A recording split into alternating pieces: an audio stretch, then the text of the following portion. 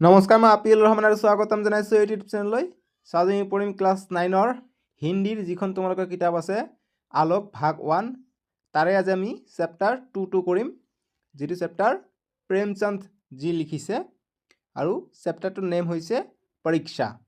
ইয়াত পৰীক্ষাৰ ওপৰত প্ৰশ্ন আছে আৰু ইয়াত কাহিনীটো যিখিনি আছে মানে পৰীক্ষা কেনেকৈ লৈছিল, কোনে কেনেকৈ লৈছিল, আমি এইখিনি বিষয়ে ইয়াত পঢ়িব পাওঁ।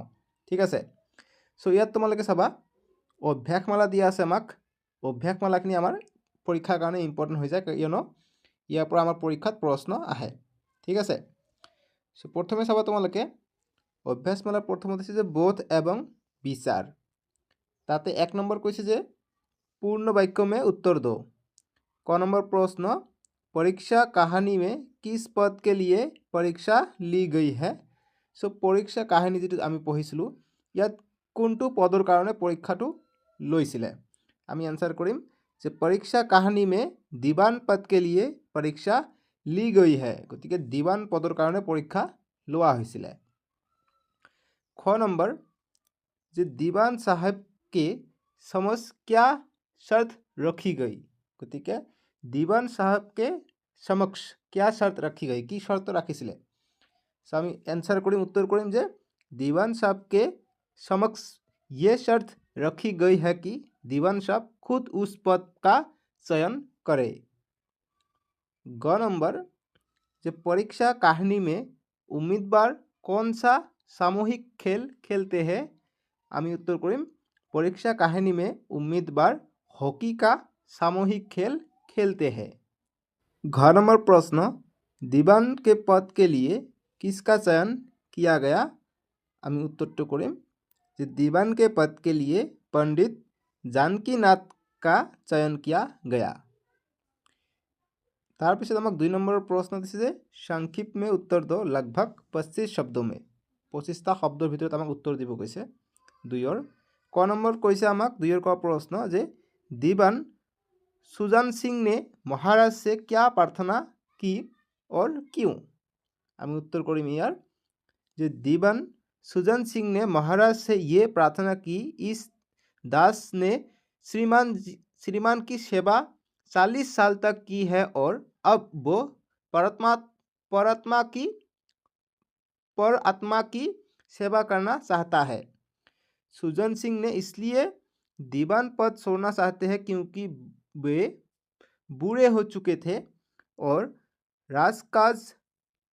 राजकाज संभालने की शक्ति नहीं थी। वो सोच में पड़ गए थे कि कहीं भूल चूक हो जाए तो बुढ़ापे में दाग लग जाएगी और सारी जिंदगी की नेक नामी मिट्टी में मिल जाने की आशंका है। সেইকাৰণে বুঢ়া হৈ আৰু কাম কৰিব বিচৰা নাই, নহ'লে কিবা ভুল হৈ গ'লে যিমান গোটেই জীৱনত যিমানখিনি ভাল কাম কৰিছিলে সববিলাক কি হ'ব, मिट्टी में मिल जाएगी, মানে নষ্ট হৈ যাব। ঠিক আছে।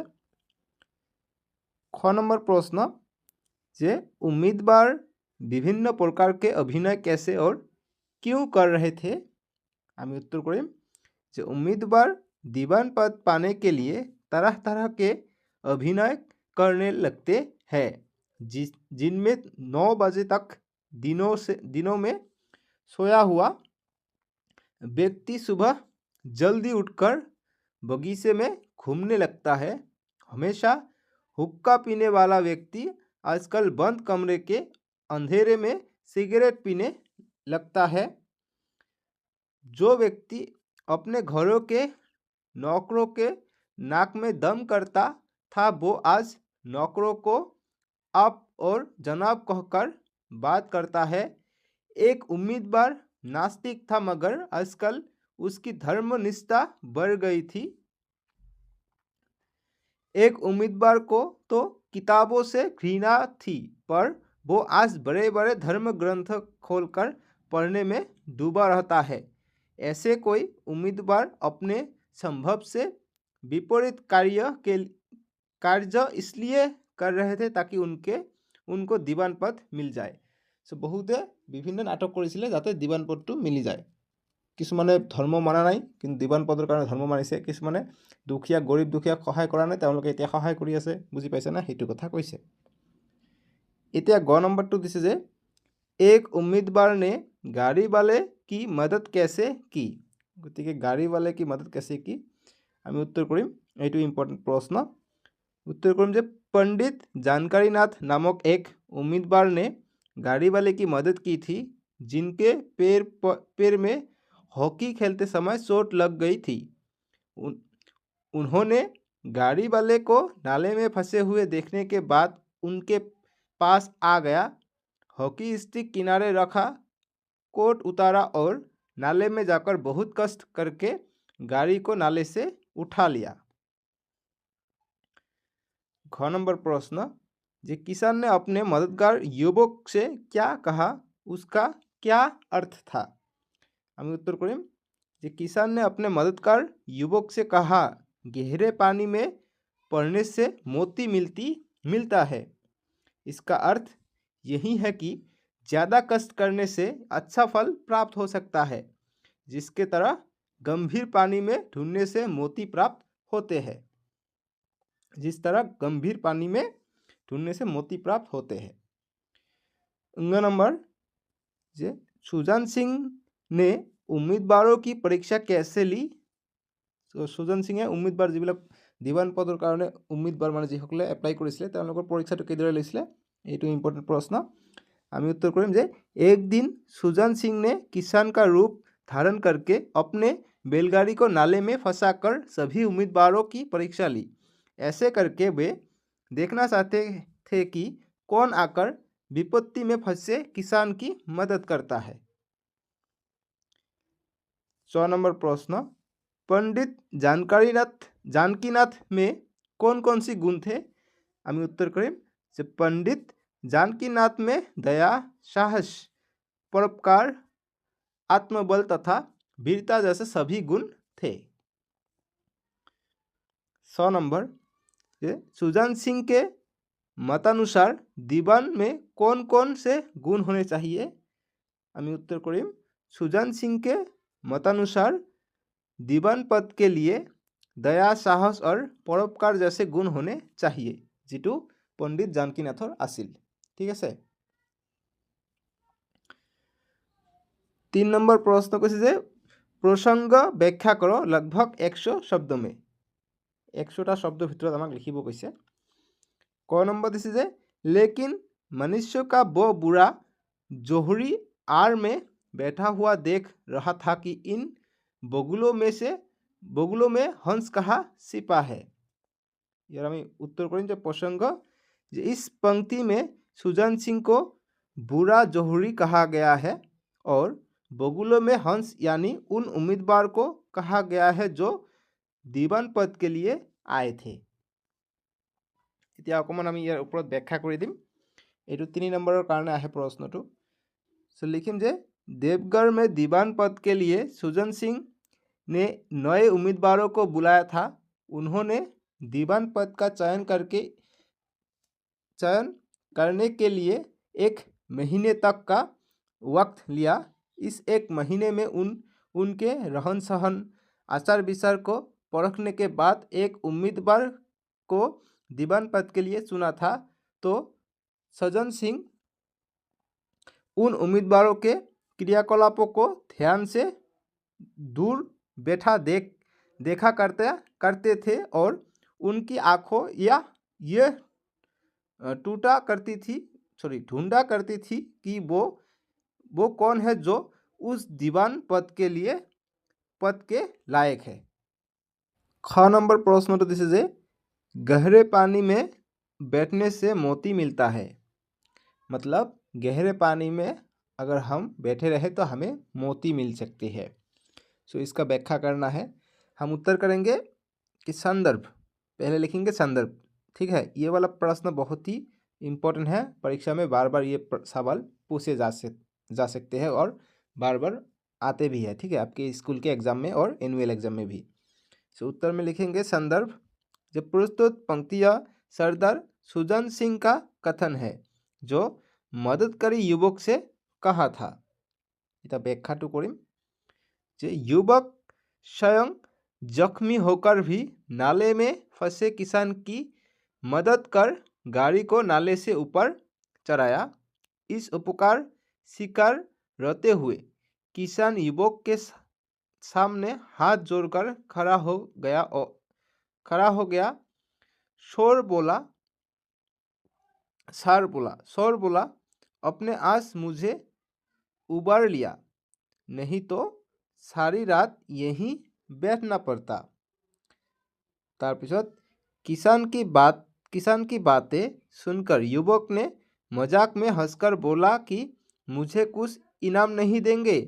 तब किसान गंभीर भाव से कहा, नारायण चाहेंगे तो ब्रैकेट नहीं दिबा इटू जे नारायण चाहेंगे तो दीवानी आपको ही मिलेगी।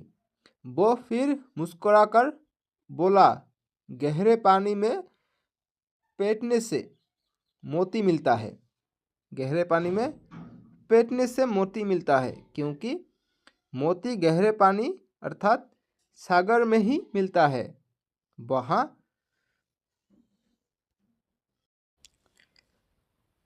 ख नंबर प्रश्न दिसे जे गहरे पानी में बैठने से मोती मिलता है, मतलब आमी गभीर पानीत बहि থাকিলে ताते आमी कि पाऊँ, हीरा मोती पाऊँ। ठीक है, सो ये व्याख्या करिब दिसे। ये वाला प्रश्न काफ़ी इम्पोर्टेंट है। ये वाला प्रश्न हर बार पूछे जाते हैं आपकी एग्जाम में। ठीक है, सो इसका उत्तर करेंगे कि संदर्भ लिखेंगे पहले। प्रस्तुत पंक्तियाँ सरदार सुजन सिंह का कथन है जो मददकारी युवक से कहा था। इतना व्याख्या करें। ये व्याख्या, जो युवक स्वयं जख्मी होकर भी नाले में फंसे किसान की मदद कर गाड़ी को नाले से ऊपर चढ़ाया। इस उपकार स्वीकार करते हुए किसान युवक के सामने हाथ जोड़कर खड़ा हो गया। सर बोलो, आपने आज मुझे उबर लिया, नहीं तो सारी रात यहीं बैठना पड़ता। किसान की बातें सुनकर युवक ने मजाक में हंसकर बोला कि मुझे कुछ इनाम नहीं देंगे। तब किसान गंभीर भाव से कहा, नारायण चाहेंगे तो, याद ब्रैकेट नहीं दिबा, नारायण चाहेंगे तो दीवानी आपको ही मिलेगी। वो फिर मुस्कुराकर बोला, गहरे इतना कथा कैसे जे गहरे पानी में बैठने से मोती मिलता है, क्योंकि मोती गहरे पानी अर्थात सागर में ही मिलता है। वहाँ पनडुब्बा सागर की गहराई में जाकर मोती प्राप्त करता है। वैसे ही जो लोग कर्म में निपुण होते उसे फल प्राप्त होता है। ग नंबर प्रश्न, जो उन आँखों में सत्कार था और इन आँखों में ईर्ष्या। कथाषार व्याख्या कर সেইবিলাক आँखत कि आছিলে, आँखों में सत्कार था माने खूबे अकमान दयार भाव बा तेनेकुवा अकमान भाव आছিলে, किन्तु इन आँखों में ईर्ष्या माने এই आँखत किय ईर्ष्या माने हिंसा किय। आमी उत्तर लिखिम जे उत्तर प्रथम लिखिम जे संदर्भ, जो प्रस्तुत पंक्तियाँ हमारी हिंदी पाठ्यपुस्तक आलोक भाग 1 के अंतर्गत प्रेमचंद द्वारा रचित परीक्षा नामक कहानी से लिया गया है। तारपिছত व्याख्या करिम। जो व्याख्या, जो सरदार साहब ने फिर फरमाया, आप लोगों के ये स्वीकार करने में कोई आपत्ति न होगी कि जो पुरुष स्वयं जख्मी होकर भी एक गरीब किसान की भरी हुई गाड़ी को दलदल से निकालकर नाले के ऊपर चढ़ा दे, उसके हृदय में साहस, आत्मबल और उदारता का वास है। ठीक है,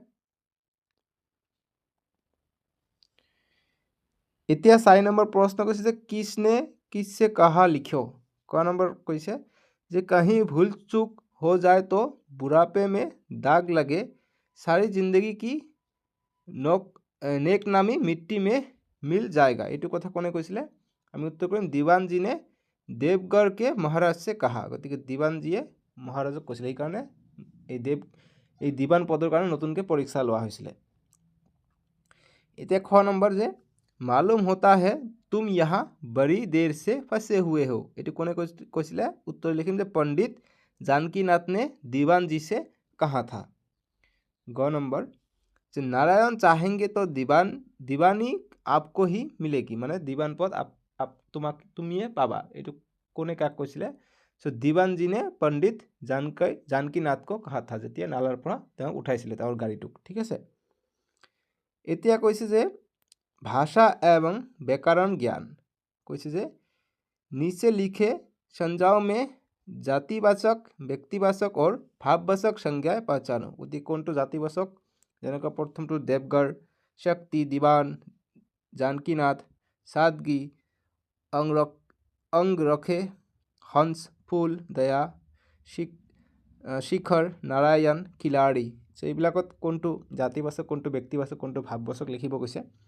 সো আমি উত্তৰ লিখিম যে দেৱগড় যিটো আছে এইটো হৈছে ভাৱবাচক সংজ্ঞা, শক্তি ভাৱবাচক সংজ্ঞা, দিবান জাতিবাচক সংজ্ঞা, জানকীনাথ ব্যক্তিগত সংজ্ঞা বা ব্যক্তিবাচক সংজ্ঞা, সাদগী ভাৱবাচক সংজ্ঞা, अंगरखे এইটো জাতিবাচক সংজ্ঞা আৰু খিলাড়ী এইটো জাতিবাচক সংজ্ঞা।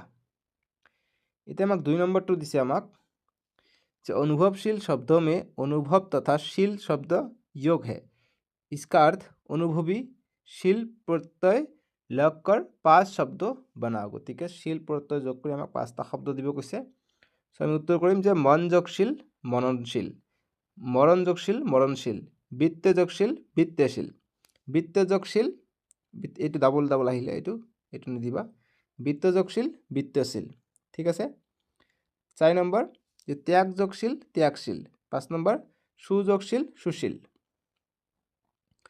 এটা 3 নম্বরটা দিচ্ছে যে निम्नलिखित वाक्यों को कस्तक में दी गई सूचना के अनुसार परिवर्तन करो। गति परिवर्तन কৰিব দিছে, যেনেকুৱা खिलाड़ी लोग बैठे दम ले रहे थे, এইটো সামান্য বৰ্তমানত আমাক লিখিব কৈছে। এইবিলাক প্ৰশ্ন কিন্তু পৰীক্ষাৰ কাৰণে ইম্পৰ্টেণ্ট। যদি সামান্য বাক্যত আমাক পৰিৱৰ্তন কৰিব দিছে, সো আমি লিখিম যে खिलाड़ी लोग बैठे दम लेते हैं। খ নম্বৰ যে লম্বা আদমি সামনে खड़ा है, এইটো পূৰ্ণ ভূতকালত লিখিব দিছে। আমি উত্তৰ কৰিম যে লম্বা आदमी सामने खड़ा था। গ নম্বৰ যে ऐसे गुण वाले संसार में कम होते हैं, এইটো সামান্য ভৱিষ্যত লিখিব কৈছে। সো আমি উত্তৰ কৰিম যে ऐसे गुण वाले संसार में कम होंगे। এতিয়া 4 নম্বৰটো দিছে আমাক এইটো। ঠিক আছে। সো এইটো আমাক মানে সন্ধিৰ ওপৰত দিছে, যেনেকুৱা পৰযোগ উপকাৰ পৰোপকাৰ হয় এনেকৈ। সো এইটো আমাক এইবিলাক প্ৰশ্ন দিছে তলত যে নিচে লিখে শব্দমে সন্ধি কৰো, মানে একলগ কৰিব দিছে। যেনেকুৱা প্ৰশ্নযোগ উত্তৰ প্ৰশ্নোত্তৰ, গণযোগ ঈশা গণেশা, বীৰযোগ ইন্দ্ৰ বীৰেন্দ্ৰ, সূৰ্যযোগ উদয় সূৰ্য উদয়। ঠিক আছে। এইবিলাক উদাহৰণ কিন্তু পৰীক্ষাত আহে কেতিয়াবা, যে মহাযোগ ঈশ কি হয় মহেশ, বা দেবেন্দ্ৰকো ভাঙি লিখা মানে সন্ধিত লিখা, কি লিখিবা দেৱযোগ ইন্দ্ৰ। বুজি পাইছেনে? এতিয়া 5 নম্বৰ কৈছে যে বিলোম শব্দ লিখক। গতিকে বিলোম লিখিব দিছে। বিলোম মানে বিপৰীত শব্দ। সজ্জন দৃষ্ট দুষ্ট, উপস্থিত অনুপস্থিত, উপযুক্ত অনুপযুক্ত, অপকাৰ উপকাৰ। এতিয়া योग विस्तार दिशा में 1 नंबर प्रश्न जे 1 नंबर तुमने कभी किसी संकट में फंसे व्यक्ति की मदद की है, अगर हाँ तो अपना अनुभव लिखो। কেতিয়াবা কোনোবা ব্যক্তি যদি অসুবিধাত পৰিছে তুমি সহায় কৰিছানে, যদি কৰিছা তাৰ ওপৰত লিখিব দিছে। যেনেকুৱা যদি স্কুলত তুমি গৈ থাকোঁতে কোনো ঠেলা চালকে এটা ব্ৰিজ বা ওখ ঠাই উঠিব পৰা নাই, তুমি কিয় অকণমান ঠেলি দিছা, সেইখিনিৰ ওপৰতো লিখিব পাৰা। ঠিক আছে। এইটো পৰীক্ষাৰ কাৰণে নহয়, এনে দিয়া হয় তোমালোকে যিমানখিনি বুজা অকণমান ট্ৰাই কৰিবা লিখাৰ কাৰণে, কিয়নো তোমালোকৰ কি আহে এছে আহে, তোমালোকৰ লিখিব আহে নহয়, তেতিয়া তোমালোকৰ কাম দিব। ঠিক আছে। ৰচনা আহে। 2 নম্বৰ কৈছে যে अवसर मिलने पर प्रेमचंद की कहानियों का रसा স্বাদন লো। গতিকে ৰসা স্বাদন লো মানে এইটোৰ ওপৰত আৰু চৰ্চা কৰিব দিছে এতিয়া সময় পোৱা। ঠিক আছে। গতিকে এই কাৰণে নালাগে।